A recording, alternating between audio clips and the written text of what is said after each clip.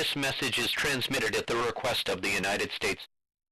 This is about to pass legislation that will greatly ease the mortgage distress among the farmers and among the homeowners of the nation by providing for the easing of the burden of debt that now bears so heavily upon millions of our people. Well-considered and conservative measures will likewise be proposed within a few days that will attempt to give to the industrial workers of the country a more fair wage return, to prevent cutthroat competition, to prevent unduly long hours for labor, and at the same time to encourage each industry to prevent overproduction. Economic inequality is real, it's personal, it's expensive, and it was created. Since the 1960s, tax rates on very high incomes have been slashed dramatically, starving public investments in schools and roads and everything else needed to build our economy, and providing ever greater incentives to rig the economy's rules to send more money to the top. The laws we've created to govern globalization have protected corporate interests but done nothing for American workers. Ask yourself, could you live on $14,500 a year? That's what someone working full-time on the minimum wage makes. If they're raising kids, that's below the poverty line.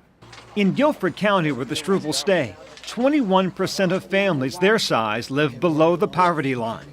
If you had to put the money that you have access to on the table right now, how much money would you have? Less than what some people pay for a dinner out. And today, are you the face of poverty, you think? We are the growing edge of poverty. The growing edge of poverty? Yeah. What does that mean? I think there is becoming a greater and greater divide between the haves and have-nots.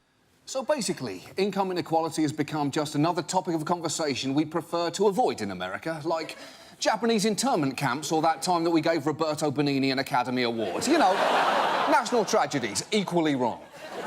There is a key reason why no politician wants to talk about it, and that's because every time someone tries to, this happens. Is President Obama engaged in class warfare? Class warfare. Class warfare. The politics of class warfare. Trying to drive a class warfare argument. Use that hashtag class warfare. I don't need a freaking hot meal. Dang. Yes, you do. No, I don't. You have school tomorrow. And I can have... I don't want you to go to sleep with an empty belly. The class warfare the Obama administration is peddling. In the Impact segment tonight, income inequality and class warfare. Tomorrow, they're going to auction off my house, my 5 acres here. Come on, Kiki, come on.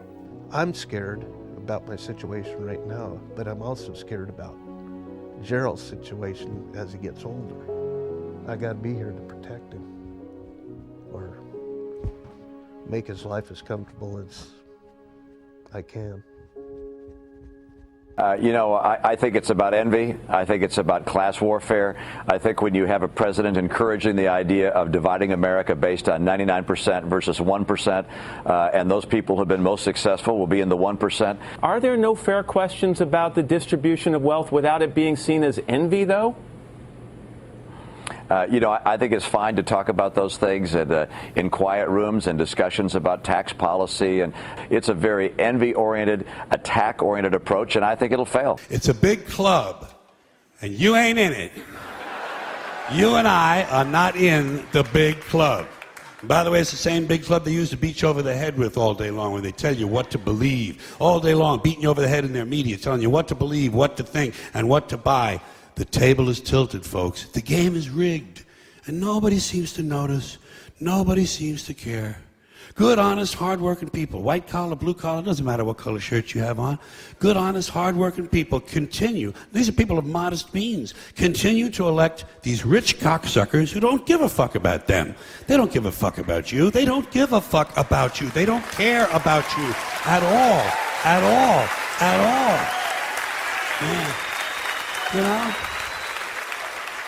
And nobody seems to notice, nobody seems to care. That's what the owners count on, the fact that Americans will probably remain willfully ignorant of the big red, white, and blue dick that's being jammed up their assholes every day. Because the owners of this country know the truth. It's called the American dream. because you have to be asleep to believe it.